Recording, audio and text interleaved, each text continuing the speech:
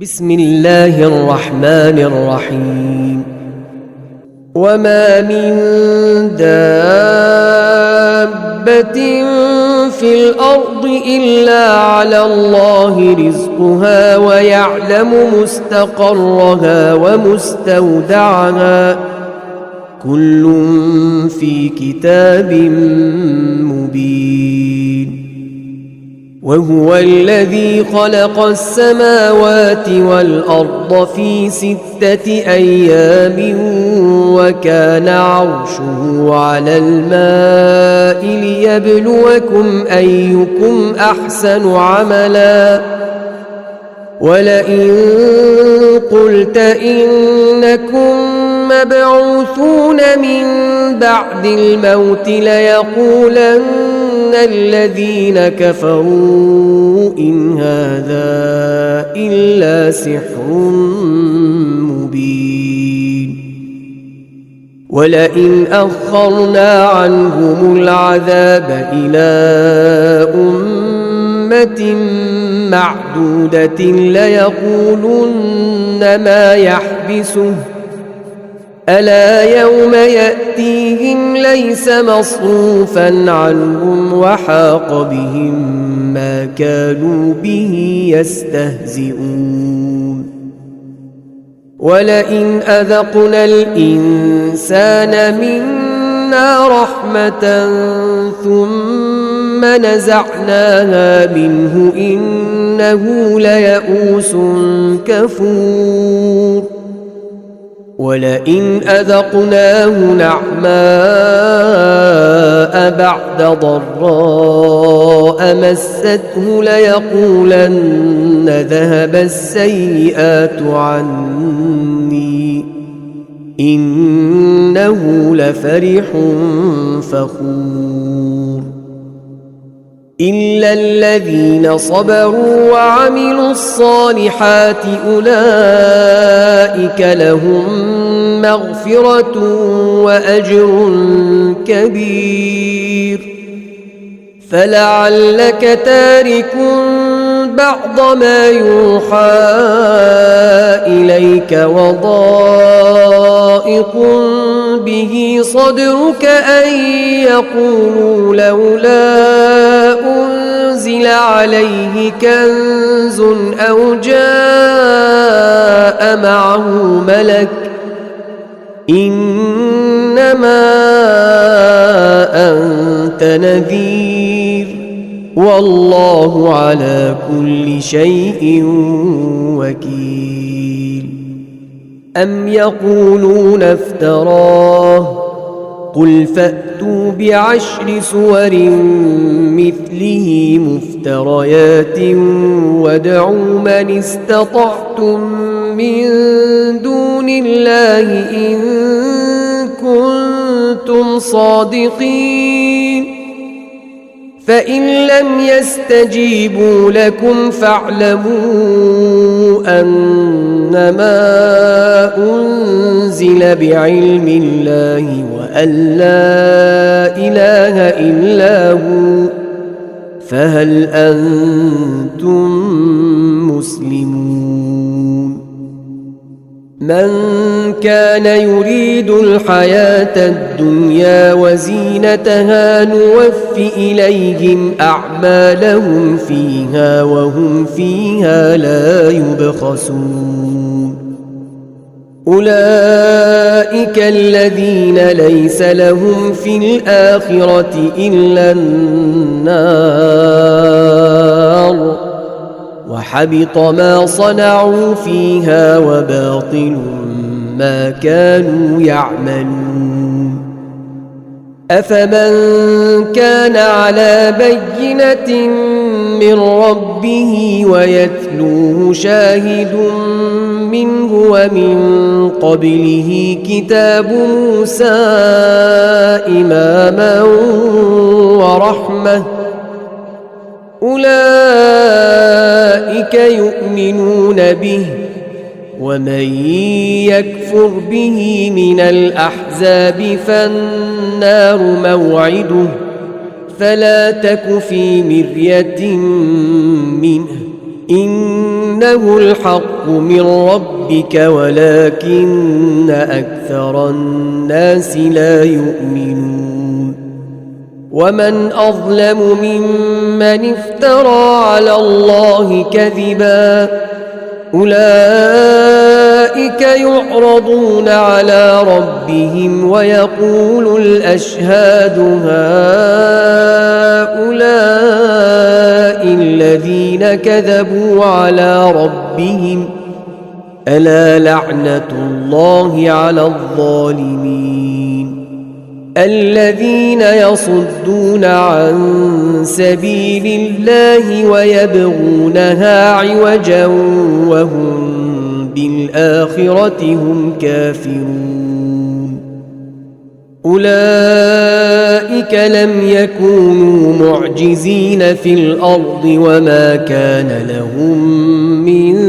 دون الله من أولياء يضاعف لهم العذاب ما كانوا يستطيعون السمع وما كانوا يبصرون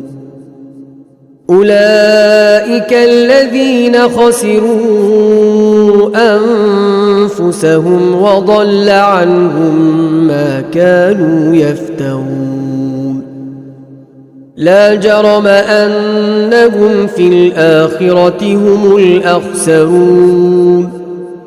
إن الذين آمنوا وعملوا الصالحات وأخبتوا إلى ربهم أولئك أصحاب الجنة هم فيها خالدون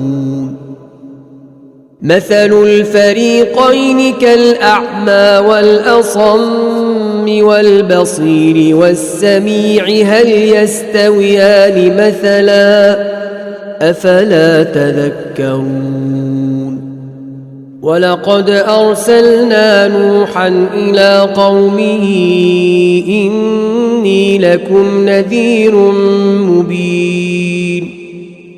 ألا تعبدوا إلا الله إني أخاف عليكم عذاب يوم أليم فقال الملأ الذين كفروا من قومه ما نراك إلا بشرا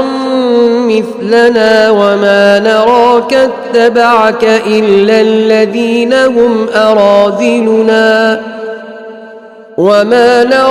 اتبعك إلا الذين هم أراذلنا بادي الرأي وما نرى لكم علينا من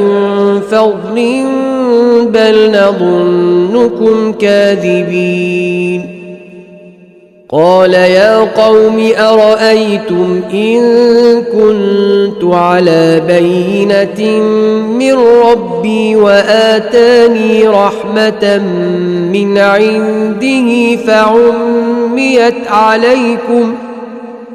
فعميت عليكم أنلزمكموها وأنتم لها كارهون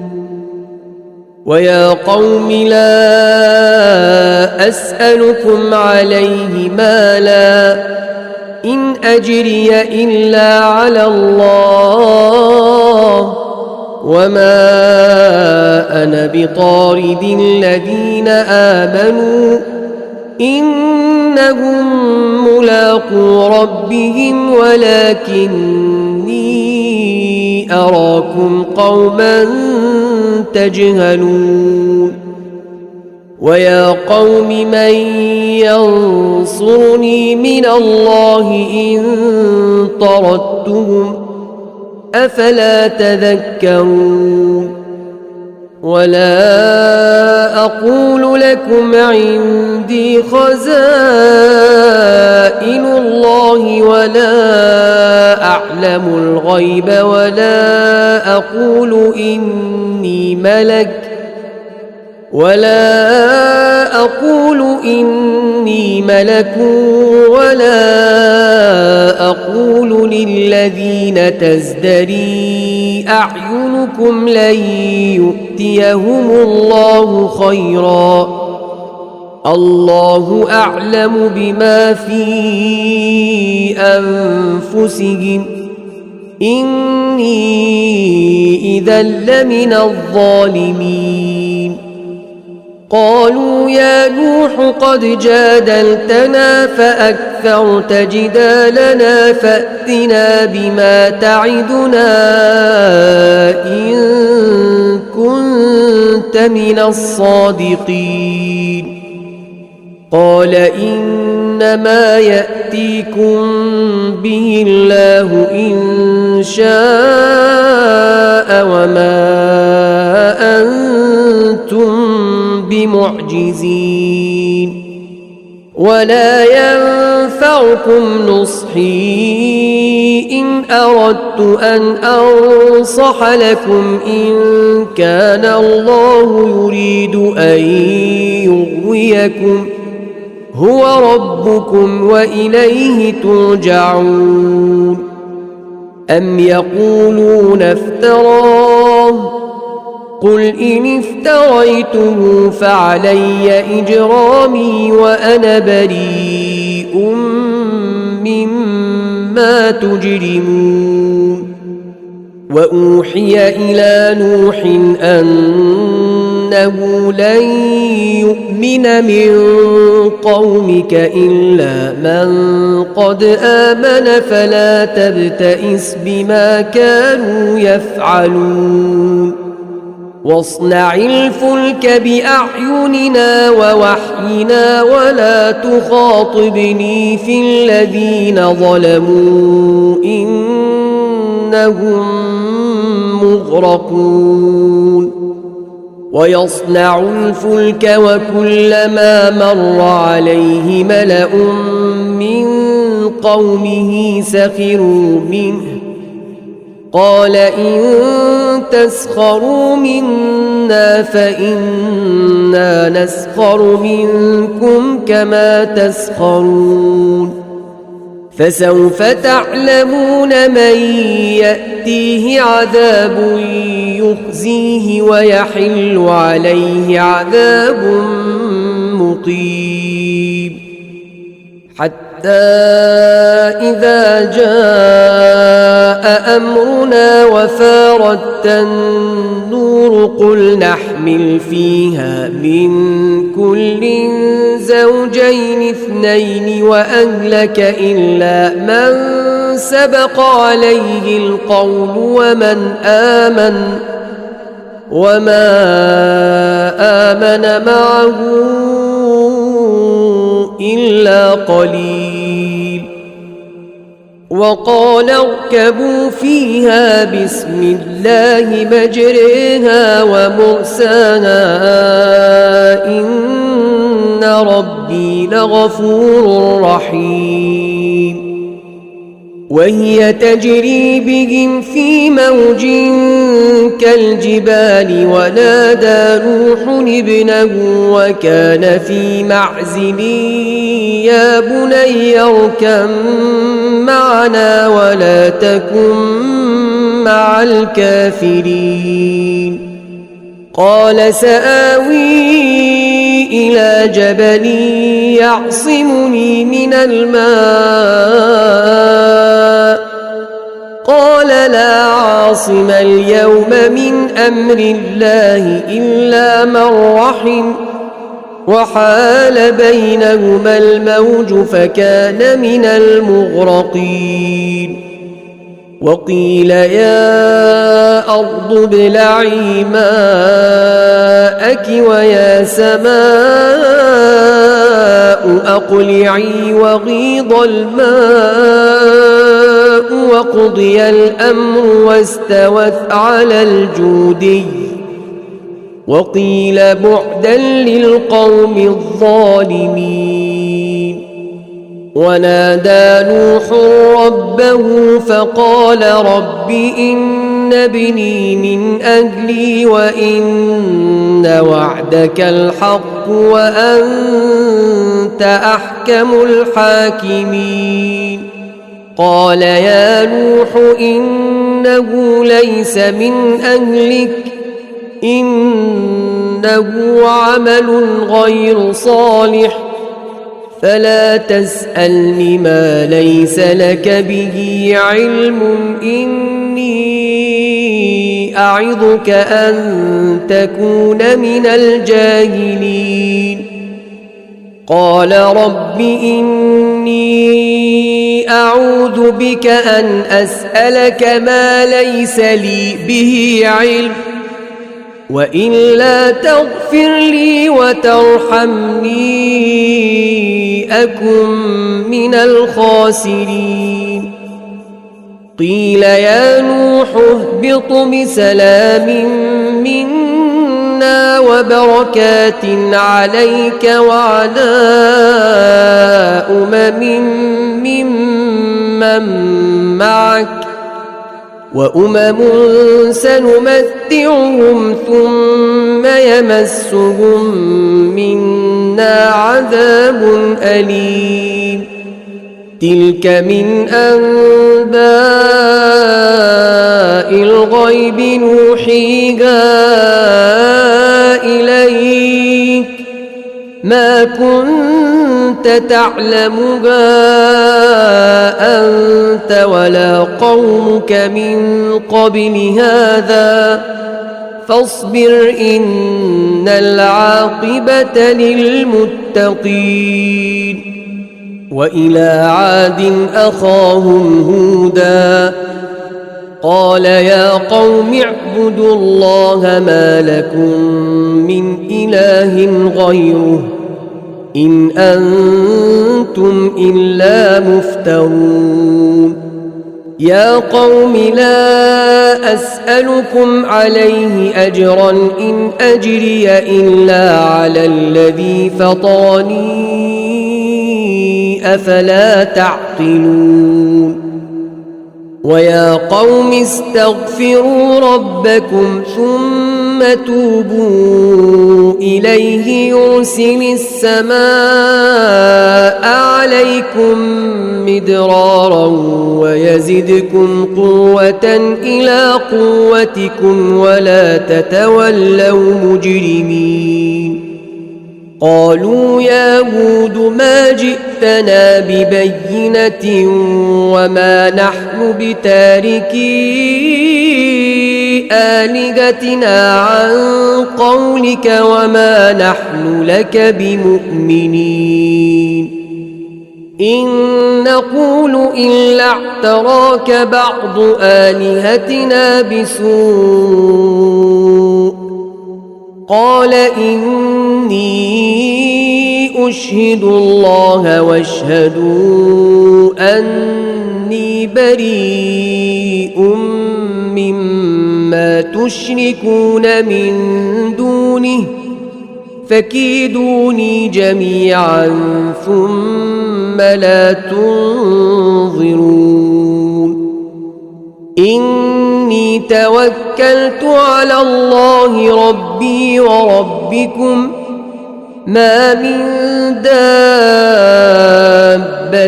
إلا هو آخذ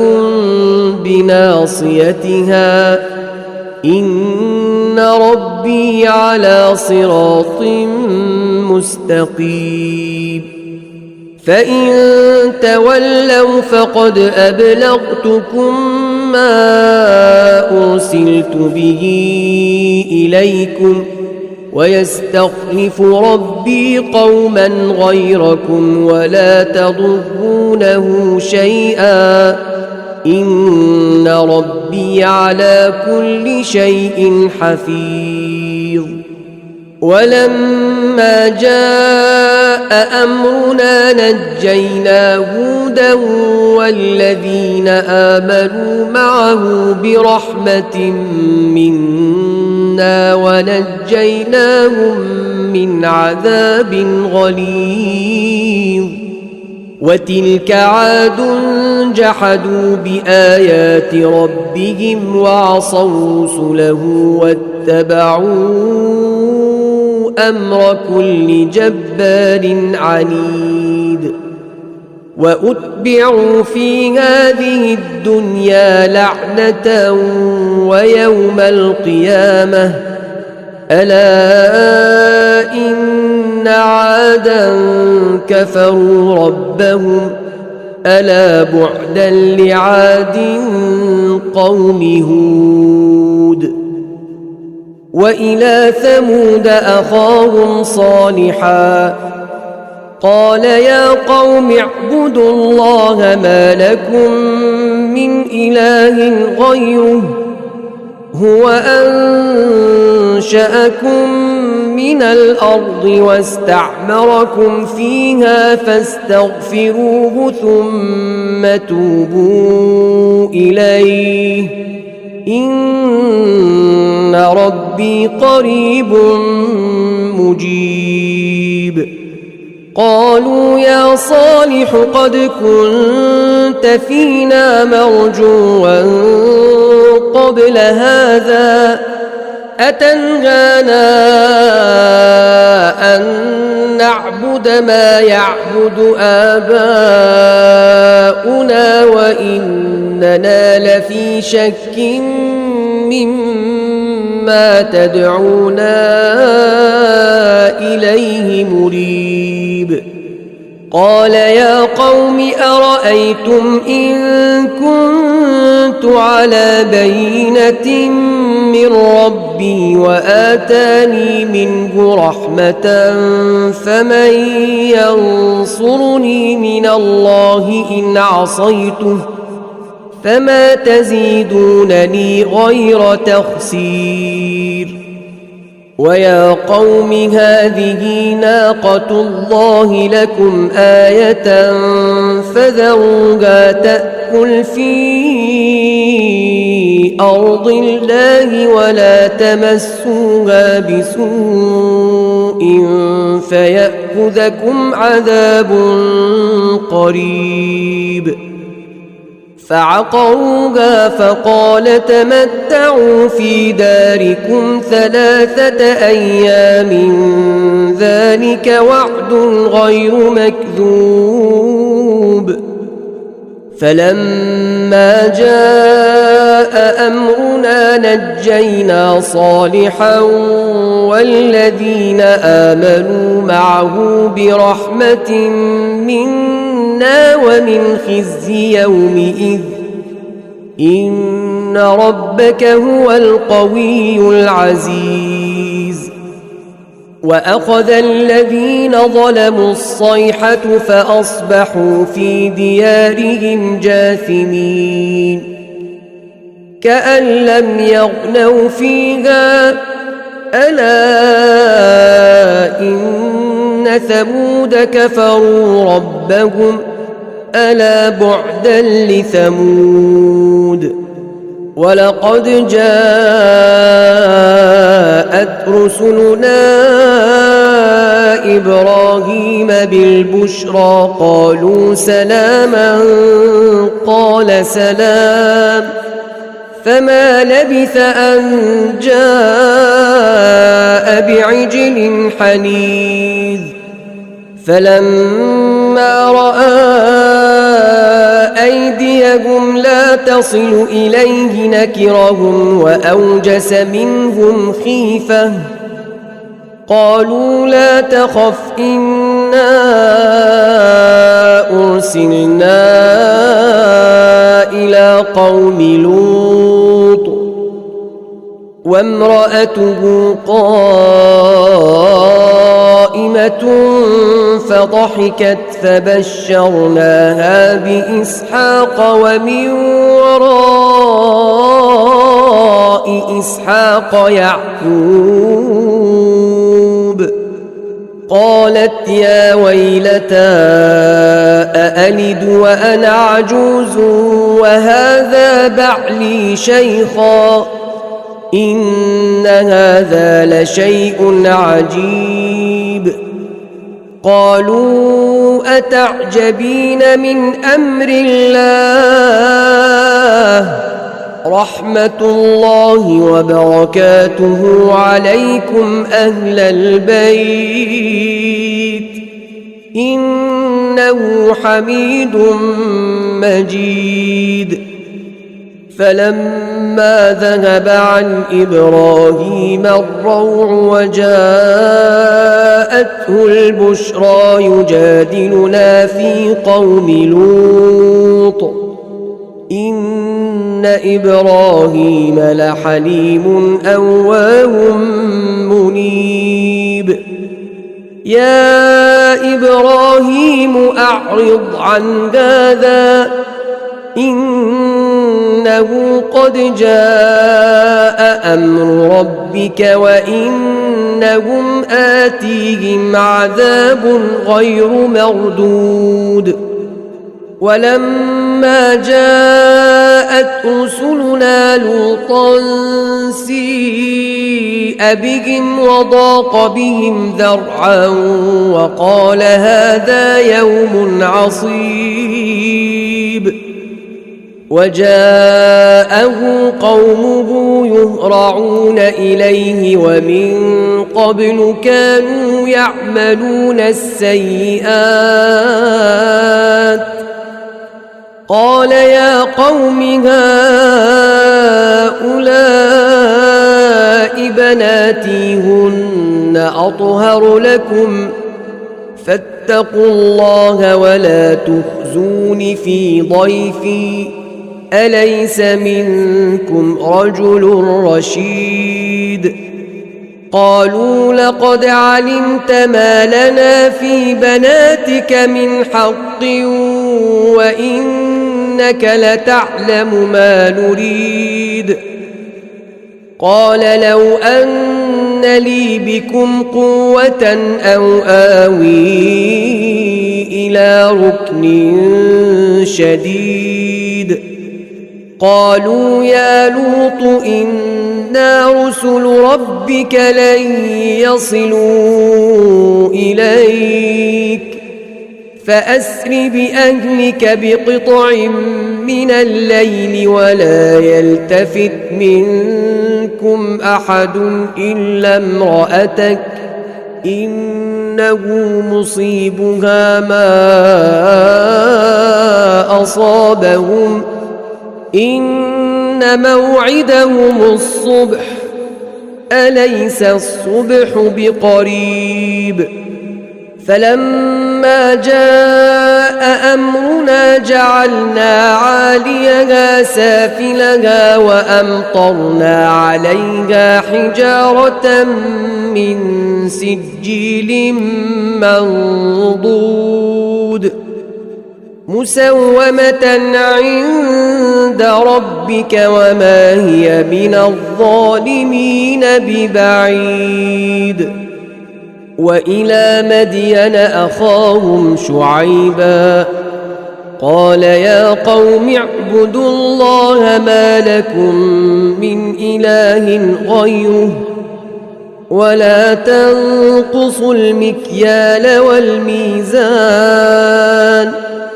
إني أراكم بخير وإني أخاف عليكم عذاب يوم محيط. ويا قوم أوفوا المكيال والميزان بالقسط ولا تبخسوا الناس أشياءهم ولا تعثوا في الأرض مفسدين. بقية الله خير لكم إن كنتم مؤمنين وما أنا عليكم بحفيظ. قالوا يا شعيب أصلاتك تأمرك أن نترك ما يعبد آباؤنا أو أن نفعل في أموالنا ما نشاء إنك لأنت الحليم الرشيد قال يا قوم أرأيتم إن كنت على بينة من ربي ورزقني منه رزقا حسنا وما أريد أن أخالفكم إلى ما أنهاكم عنه إن أريد إلا الإصلاح ما استطعت وما توفيقي إلا بالله عليه توكلت وإليه أنيب ويا قوم لا يجرمنكم شقاقي أن يصيبكم مثل ما أصاب قوم نوح أو قوم هود أو قوم صالح وما قوم لوط منكم ببعيد واستغفروا ربكم ثم توبوا إليه إن ربي رحيم ودود قالوا يا شعيب ما نفقه كثيرا مما تقول وإنا لنراك فينا ضعيفا ولولا رهطك لرجمناك وما أنت علينا بعزيز قال يا قوم أرهطي أعز عليكم من الله واتخذتموه وراءكم ظهريا إن ربي بما تعملون محيط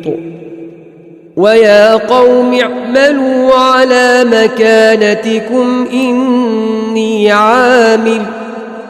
سوف تعلمون من يأتيه عذاب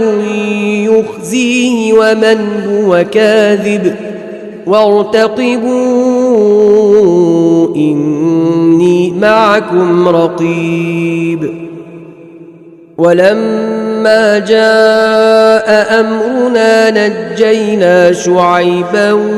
والذين آمنوا معه برحمة منا وأخذت الذين ظلموا الصيحة فأصبحوا في ديارهم جاثمين كأن لم يغنوا فيها ألا بعدا لمدين كما بعدت ثمود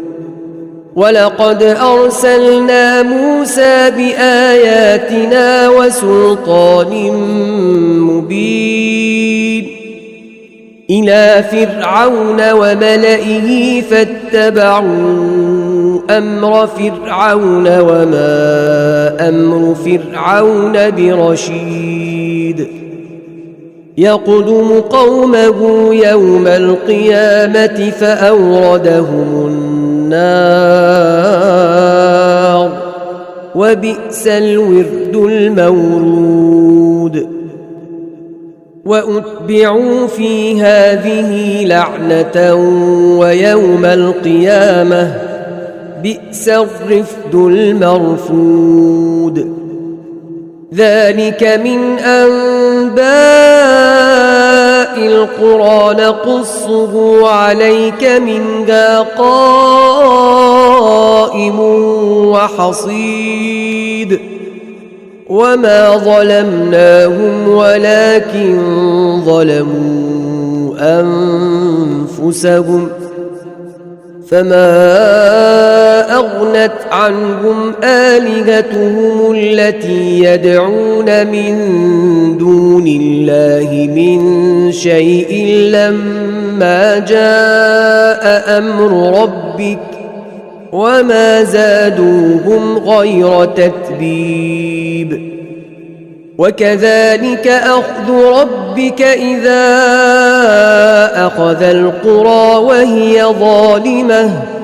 إن أخذه أليم شديد إن في ذلك لآية لمن خاف عذاب الآخرة ذلك يوم مجموع له الناس وذلك يوم مشهود وما نؤخره إلا لأجل معدود يوم يأتي لا تكلم نفس إلا بإذنه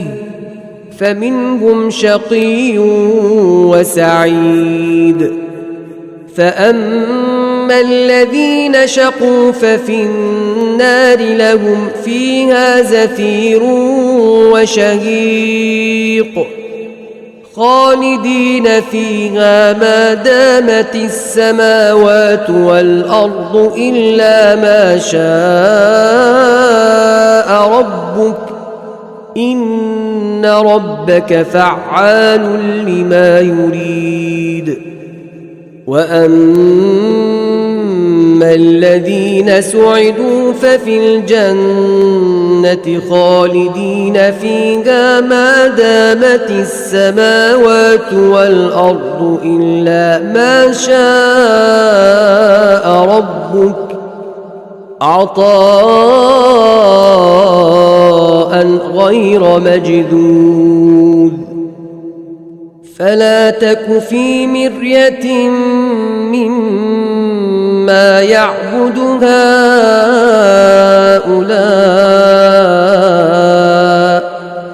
ما يعبدون إلا كما يعبد آباؤهم من قبل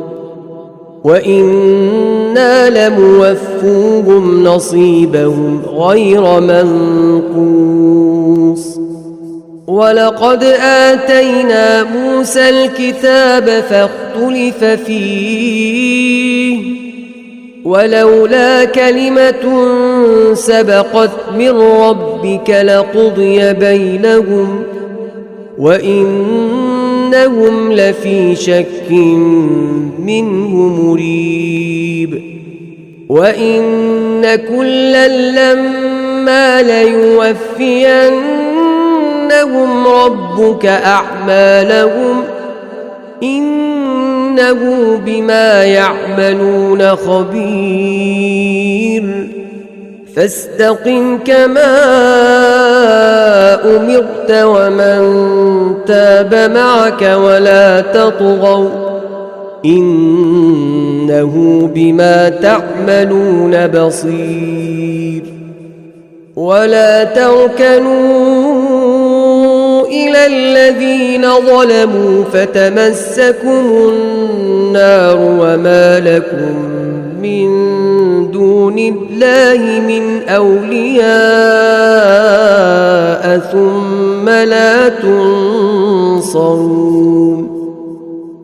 وأقم الصلاة طرفي النهار وزلفا من الليل إن الحسنات يذهبن السيئات ذلك ذكرى للذاكرين واصبر فإن الله لا يضيع أجر المحسنين فلولا كان من القرون من قبلكم أولو بقية ينهون عن الفساد في الأرض إلا قليلا ممن أنجينا منهم واتبع الذين ظلموا ما أترفوا فيه وكانوا مجرمين وما كان ربك ليهلك القرى بظلم وأهلها مصلحون ولو شاء ربك لجعل الناس أمة واحدة ولا يزالون مختلفين إلا من رحم ربك ولذلك خلقهم وتمت كلمة ربك لأملأن جهنم من الجنة والناس أجمعين وكلا نقص عليك من أنباء الرسل ما نثبت به فؤادك وجاءك في هذه الحق وموعظة وذكرى للمؤمنين وقل للذين لا يؤمنون اعملوا على مكانتكم إنا عاملون وانتظروا إنا منتظرون ولله غيب السماوات والأرض وإليه يرجع الأمر كله فاعبده وتوكل عليه وما ربك بغافل عما تعملون بسم الله الرحمن الرحيم ألف لام را تلك آيات الكتاب المبين إنا أنزلناه قرآنا عربيا لعلكم تعقلون نحن نقص عليك أحسن القصص بما أوحينا إليك هذا القرآن وإن كنت من قبله لمن الغافلين إذ قال يوسف لأبيه يا أبت إني رأيت 11 كوكبا والشمس والقمر رأيتهم لي ساجدين قال يا بني لا تقصص رؤياك على إخوتك فيكيدوا لك كيدا إن الشيطان للإنسان عدو مبين وكذلك يجتبيك ربك ويعلمك من تأويل الأحاديث ويتم نعمته عليك وعلى آل يعقوب كما أتمها على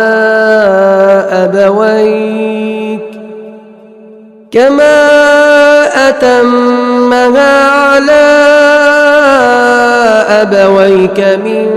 قبل إبراهيم وإسحاق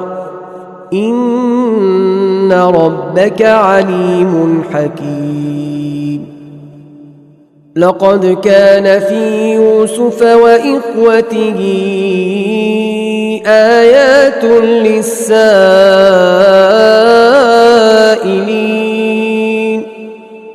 إذ قالوا ليوسف وأخوه أحب إلى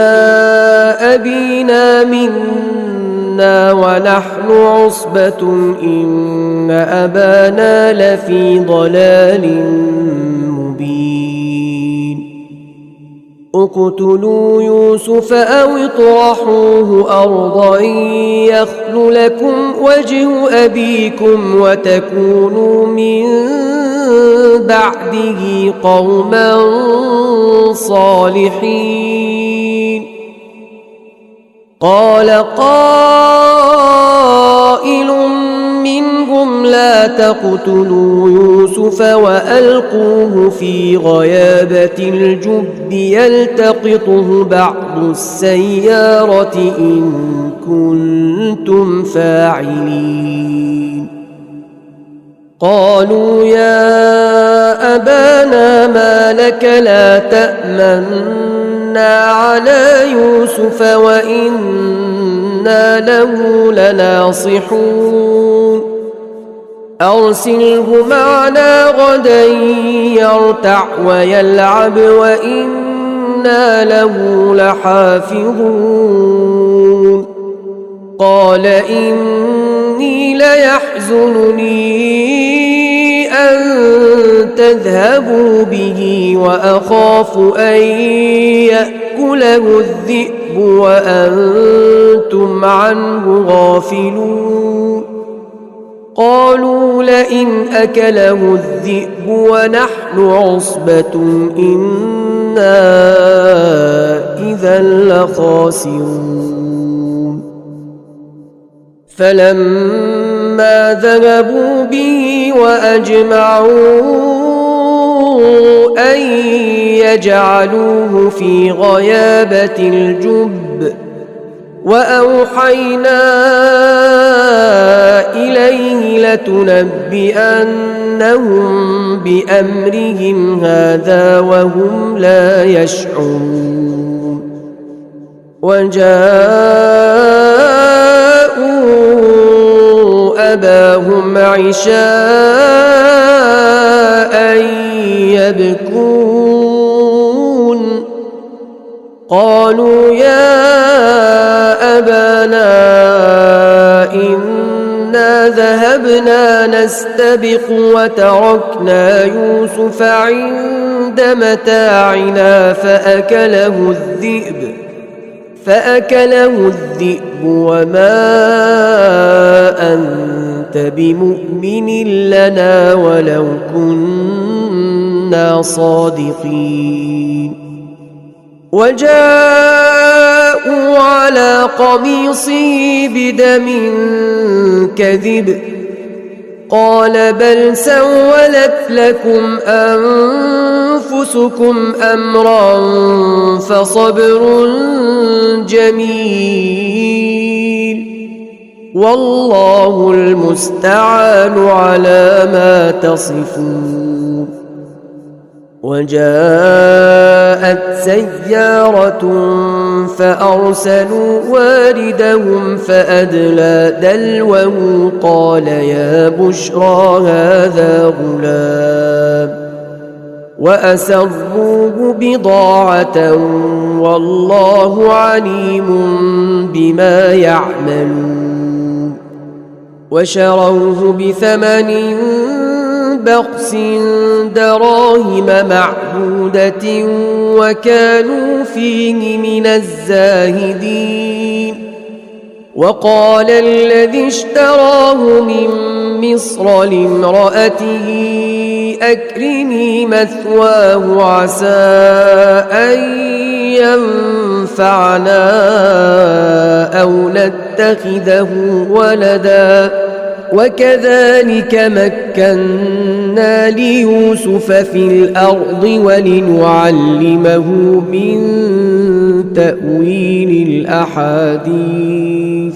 والله غالب على أمره ولكن أكثر الناس لا يعلمون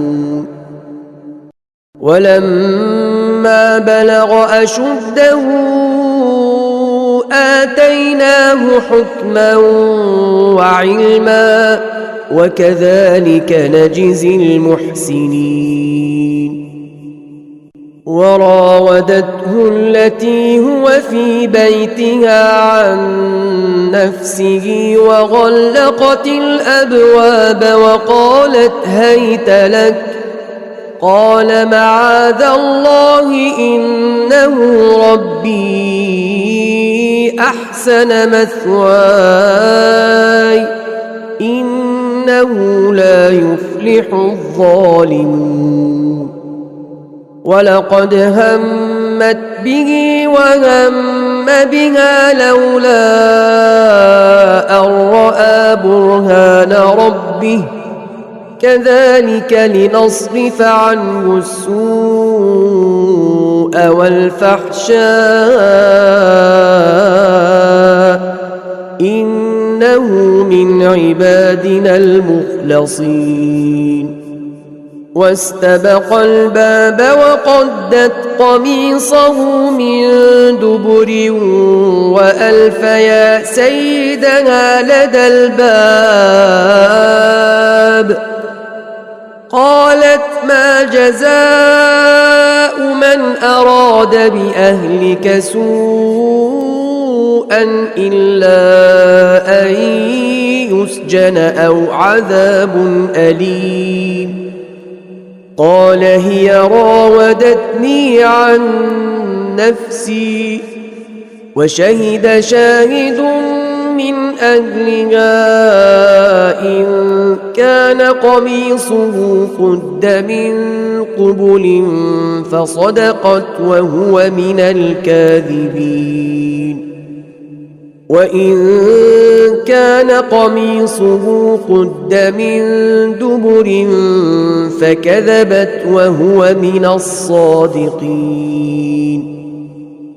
فلما رأى قميصه قد من دبر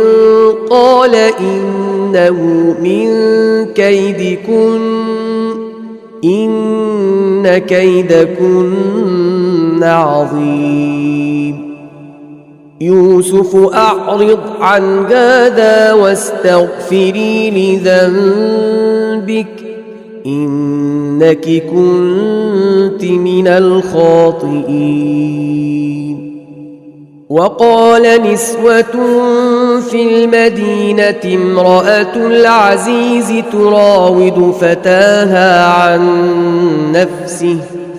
قد شغفها حبا إنا لنراها في ضلال مبين فلما سمعت بمكرهن أرسلت إليهن وأعتدت لهن متكأ وآتت كل واحدة منهن سكينا وقالت اخرج عليهن فلما رأينه أكبرنه وقطعن أيديهن وقلن حاش لله ما هذا بشرا إن هذا إلا ملك كريم قالت فذلكن الذي لمتنني فيه ولقد راودته عن نفسه فاستعصم ولئن لم يفعل ما آمره ليسجنن وليكونن من الصاغرين قال رب السجن أحب إلي مما يدعونني إليه وإلا تصرف عني كيدهن أصب إليهن وأكن من الجاهلين فاستجاب له ربه فصرف عنه كيدهن إنه هو السميع العليم ثم بدا لهم من بعد ما رأوا الآيات ليسجننه حتى حين ودخل معه السجن فتيان قال أحدهما إني أراني أعصر خمرا وقال الآخر إني أراني أحمل فوق رأسي خبزا تأكل الطير منه نبئنا بتأويله إنا نراك من المحسنين قال لا يأتيكما طعام ترزقانه إلا نبأتكما بتأويله قبل أن يأتيكما ذلكما مما علمني ربي إني تركت ملة قوم لا يؤمنون بالله وهم بالآخرة هم كافرون واتبعت ملة آبائي إبراهيم وإسحاق ويعقوب ما كان لنا أن نشرك بالله من شيء ذلك من فضل الله علينا وعلى الناس ولكن أكثر الناس لا يشكرون يا صاحبي السجن أأرباب متفرقون خير أم الله الواحد القهار ما تعبدون من دونه إلا أسماء سميتموها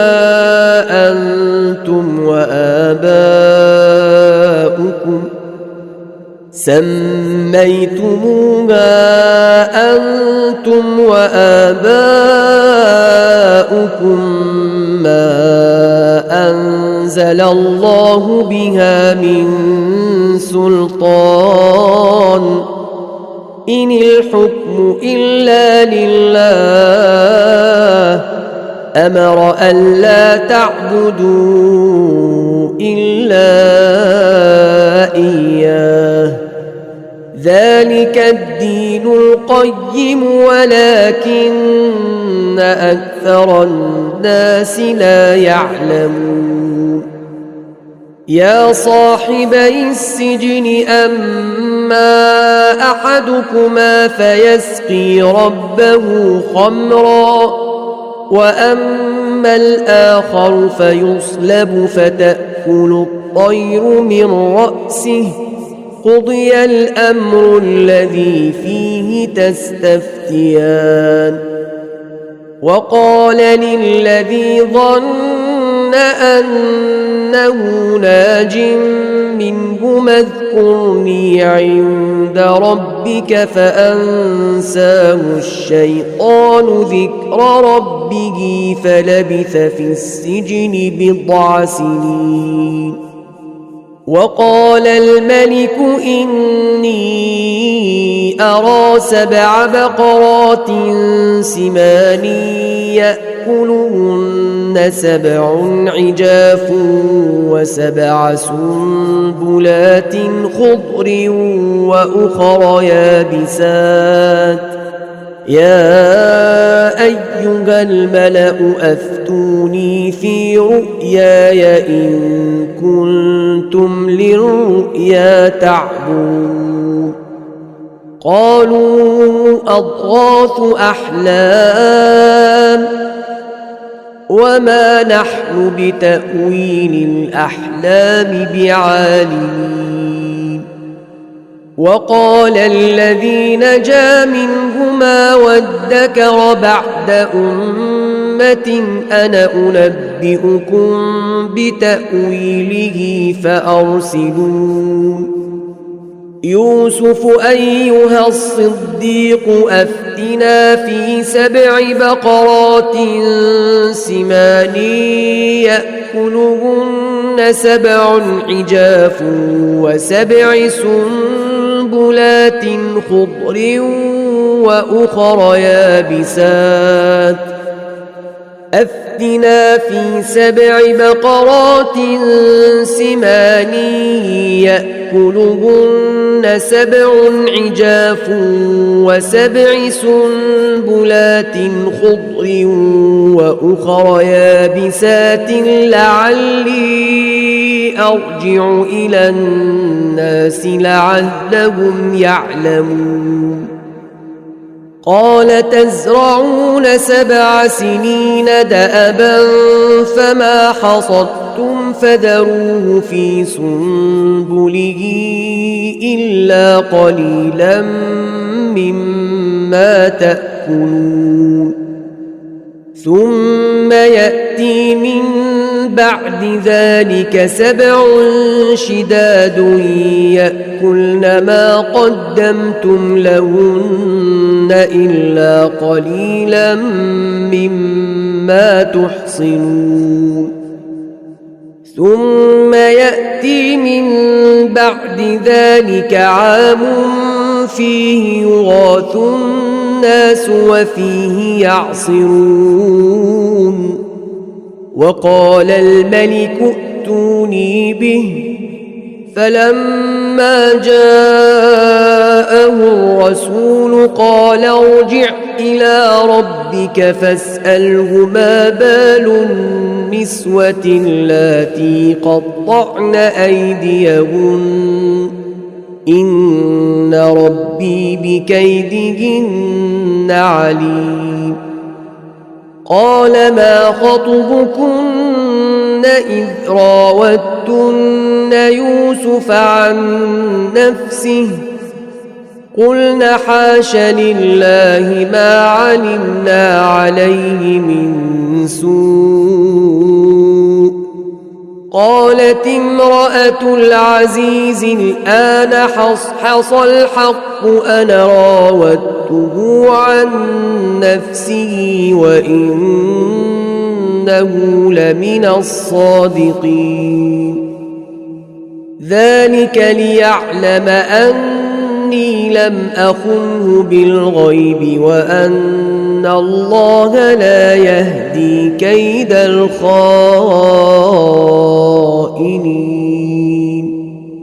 صدق الله العلي العظيم.